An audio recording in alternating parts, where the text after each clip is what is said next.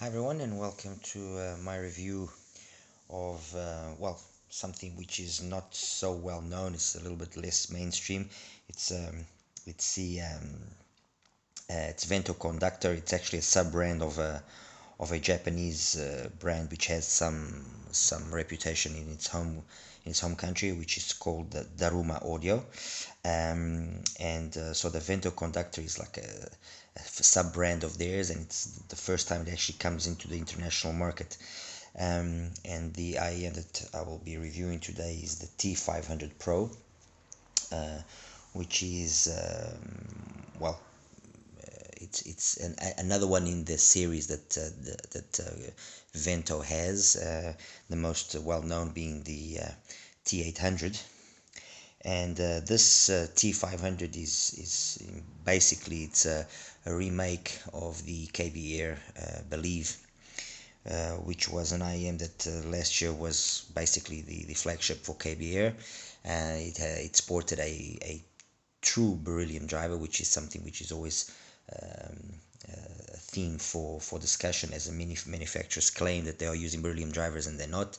They're just using some sort of very basic cover, and this one, no, it was in fact a beryllium driver. And it gathered some momentum. It had its followers. It was a very V signature IEM with a very particular sound, but it was well received, and was actually a pity that KBear ended production of it. I guess the cost was the main reason. Anyway, the Vento Conductor, the T500 from now on, I'll just call it the T500 Pro.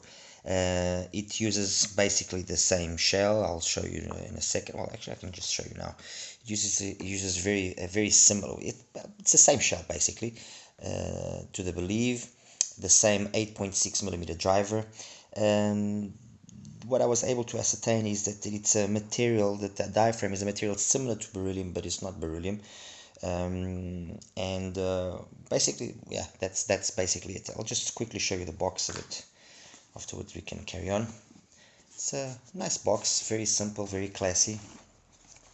Inside, when we open it up, we have this initial little box here with some tips, which are some black and white ones, narrowish bore style, and then the IEMs themselves come over there, and then underneath that we have some literature, which is all in Chinese or Japanese or something, I can't understand.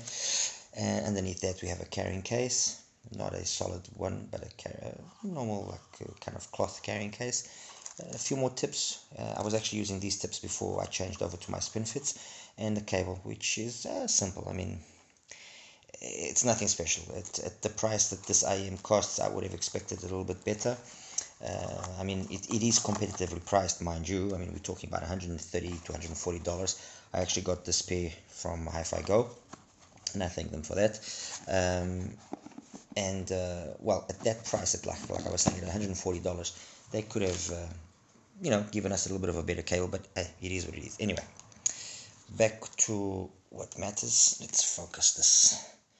Yeah, okay. So, the IEMs themselves, or these items here that we can see, an all alloy shell. I can't really say if it's an all alloy shell. It's machined from what I was able to gather as well.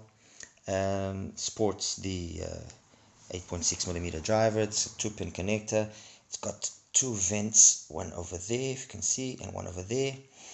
I'm using the faceplate is actually quite nice. Let me just see if I can show you the faceplate. There we go. That's a beautiful faceplate. I mean, the whole IEM does ooze quality, let's put it that way. It's using a 2-pin connector, slightly recessed.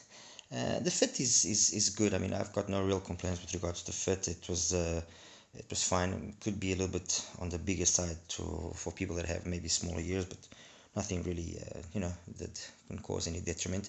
In terms of comfort, fine. Again, nothing that I can fault it with. I mean, it's fine.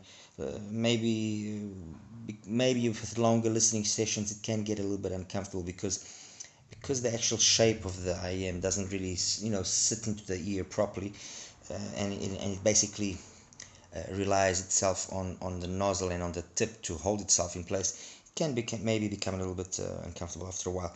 And with regards to isolation and so on and so forth, I found it about average. I mean, again, like I said, it's very much tip dependent.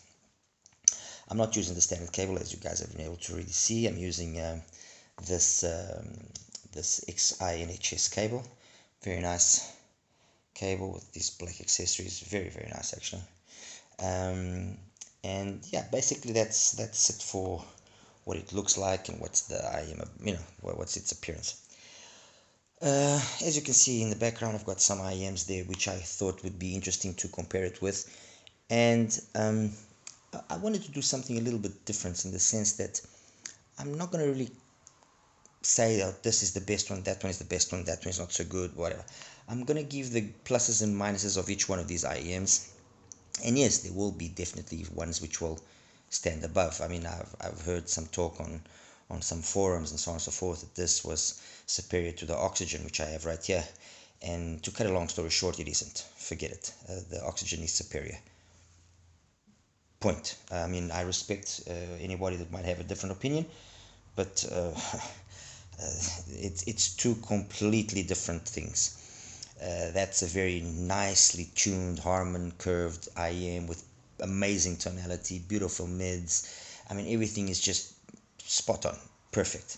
This is a V-shaped IEM, period. It's a V-shaped IEM. It's got loads of bass, and what saves the quantities of bass that it has, I mean, its bass head levels of bass, is actually that the quality, sorry, is very good. So because the quality is good, that amount of bass comes across as a quality textured bass, and it's not bloated, although it is very much sub bass focused. The mid bass that it does have, like I said, it's nice, it's fast, it's good, it's quality. The bass there is quality.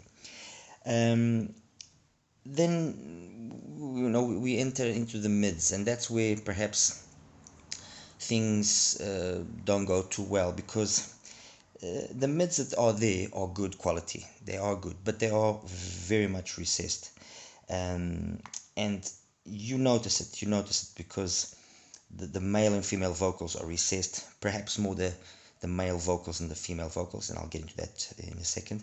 And so the way that the mids are presented, being stepped back, it sometimes can make them sound, or the vocals can come across as being slightly unclean. I mean, it's not that I mean, for example, in male vocals, like I was saying, the tonality and the timbre of the vocals and the instruments it's good. It's very well done, but it's recessed, and you notice it. As for the female vocals, again, the tonality is in my opinion good, if maybe slightly warmer. But however, I found that because of the energy that it has in the upper mids, early treble, I found it to be sometimes just way too forward in that particular frequency range there. Just too much, too borderline aggressive. It wasn't aggressive, but borderline. And it would be very much, in my opinion, very much dependent on what source you are using, what amp you're using, and what music you're actually listening to. So that's what I found. But all in all, the female and male vocals are all very good in terms of their tonality and timbre. It's just that recess that they have. Although, like I said, in the female vocals, it's borderline aggressive in the 4, 5, 6K. I found that area to be a little bit too in your face. With regards to treble, again, it's clean. The treble that exists is of quality, but it's sometimes very borderline, and it can become fatiguing if you're not careful, especially if you are volume happy, like I am sometimes. I mean, I like listening to my IAMs or to my headphones or whatever, nice and loud, and you notice it. As for the technicalities, soundstage, I found it below what it could be, especially when we're talking about an IM of this price. Tonality, like I mentioned, the tonality is good. It is. There's an attempt to make a balance between the whole frequency range. However, I found it just to be you know it's a catch-22 with some songs. It will sound just a little bit too in your face. With others, it actually sounds very natural. Detailed retrieval, again, because of this excessive, well, not excessive, but because of this predominance of the bass, detailed retrieval can sometimes be a little bit muffled and not what it could be. And basically what I'm saying is that this, well, I've mentioned already, this is very much dependent on what styles of music you want to listen to. So if you are looking to listen to some hip hop or electronic music or EDM, then this would be perfectly suited for it. If, however, you want to listen to more acoustic vocal music and so on and so forth, maybe the T-500 Pro is not the option for you.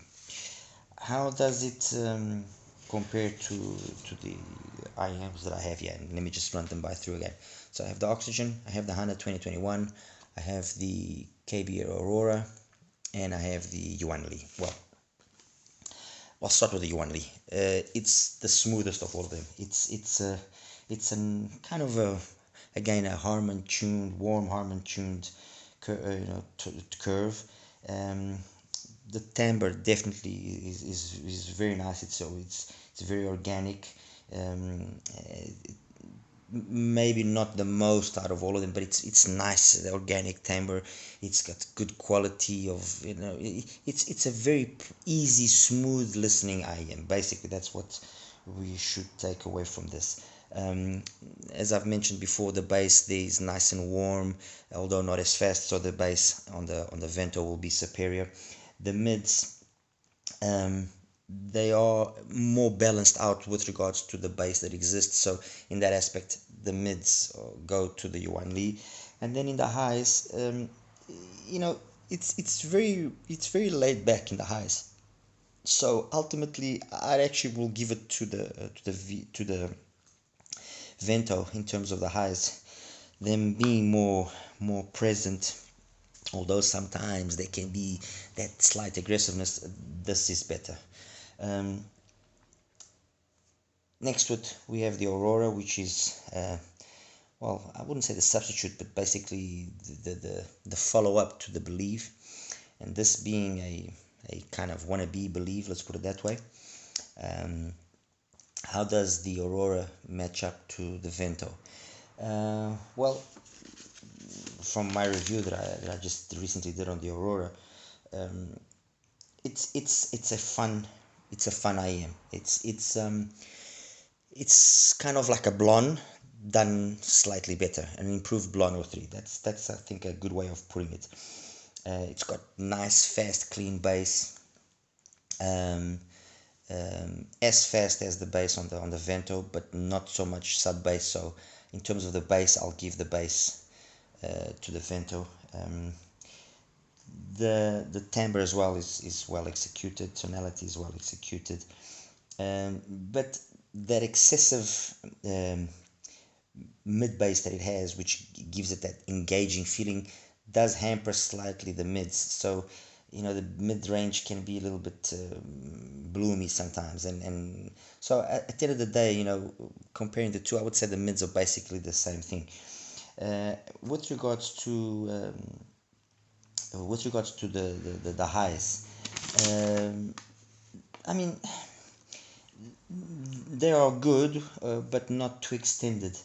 I mean, the tonality is well done, but because they're not too extended, they lack a little bit of air.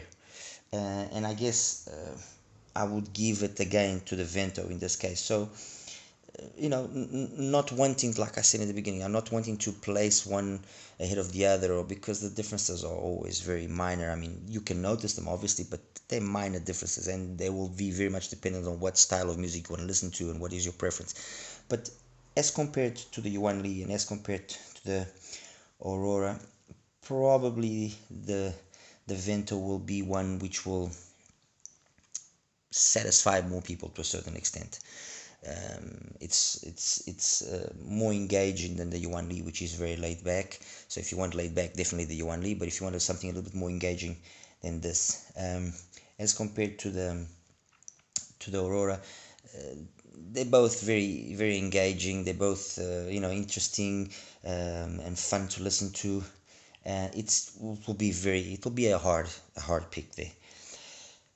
I'm gonna jump straight into the Oxygen, and if the Yuan Li is around 120 and this is about 140, if that is about 160, so they're more or less the same price. The Oxygen is almost $300, and the reason why I've actually got it here is just because of some comments that maybe the this could beat or could be superior to the Oxygen, and like I said in the beginning, it isn't. Forget it. I mean, I listened quite a bit to the songs that I usually like to listen to, and I compare the way and the mids on I'm not even okay, fine, so there's more sub bass here than there, I'm not going to deny that, but it's not a huge difference. But in terms of the mid-range presentation of the Oxygen, the tonality, the timbre, the way the vocals are there, the detail, it's on a different level. Seriously, it's on a different level. The Hana is about 85-90% Oxygen, so it's got everything that in terms of the Oxygen that it has good, just a little bit less. So the bass here is actually slightly more sub bass focused than on the Oxygen. So you notice that you feel that extra sub bass that it has. It's noticeable. The treble is well, sorry, the mids are again exquisitely well done. I mean, they perfect. There's really nothing there I can falter. Maybe just a slight recess excuse me, of the female vocals, but nothing to note, nothing that will break that will, oh no, that's a deal breaker. No. The highs, there's no sibilance there, there's no the sense that you get from the Aurora, from the Aria, from the Hana, is that it just does everything very easily. It just does everything with ease. It's not straining to do anything. While on here, yes, it is good, but sometimes you just feel with certain songs that just it wants to borderline shout at you. That's kind of the best way I can put it. Like I said, I mean, I don't want to call clear winners or losers in here, because it will again be very much dependent on what you want to listen to. If I have to consider price as a deciding point here, then yes, this scores top marks, because as compared to the Aurora, and the Aurora I think is overpriced, honestly, with all due respect. I just think it's excessively priced. If I have to take it in comparison with the Aurora in terms of price, it's a clear winner. It's the obvious choice is the Vento, definitely, because in sound it's very similar. I mean, there's not much there. As compared to the Yuan Li, yes, the Yuan Li is slightly cheaper, but again, I think overall perhaps this, if that there is more correct and will be the better choice if you want to be more precise in the way you listen to music, then this will be the more overall engaging IEM and the better choice. As to compared to the Hana, it's slightly more expensive, so it's about $160 roughly, give or take, and I think it's worth that extra that you pay. It's worth it, because the accessories package that it brings is as good as the Ventos, and then just the overall IEM is superior in terms of sound. So okay, we could consider this then the obvious choice. Maybe not. It depends, like I said, and I'll say it again, it all depends on what ultimately are you looking for in terms of your preference. I mean, this will definitely not be the choice if you are wanting to listen to rock. Definitely not. But it is what it is. There are many others that I could perhaps have also included in this comparison. I could have had maybe the Aria, just for the sake of being, well, the go-to below $100, and how that would have stacked up against the Vento. I could have had even the Blonde, like I said, or the Melee for that fact, of that matter. But I just didn't want to put too many IEMs into the equation. Just wanted to keep it more or less down to the let's say the novelties with regards to the Aurora, and then the kind of novelties which are the ones to go for just above $100. The Yuan Li, which has been getting a lot of traction, the Hana in upper 150s, 160s is the high end to go for, and then I just put in the Oxygen here for good measure, in terms of being still the reference, in my opinion, of a single dynamic driver IEM to go to up to $300. This is still the reference. I still haven't found an IEM that I honestly consider beats this. And as some of you know, I usually like keeping my comparisons of single dynamic drivers with single dynamic drivers, and hybrids with hybrids, and only in certain very few cases do I actually mix and match. And so yes, I'm sure that there will be $300 IEMs which are hybrids, which will probably be more to the liking of many. I mean, Mangra T. There's even the Blessing too. You can have it for about the same price. But when it comes to single DDs, which is what we have here, this is still the daddy. And yeah, that's basically it. I hope you guys enjoyed this little take of mine on the Vento. Like I said, I got this one from Hi-Fi Go, so if you're interested, have a look at what they are offering there. And that's it. Thank you. Take care. Bye bye.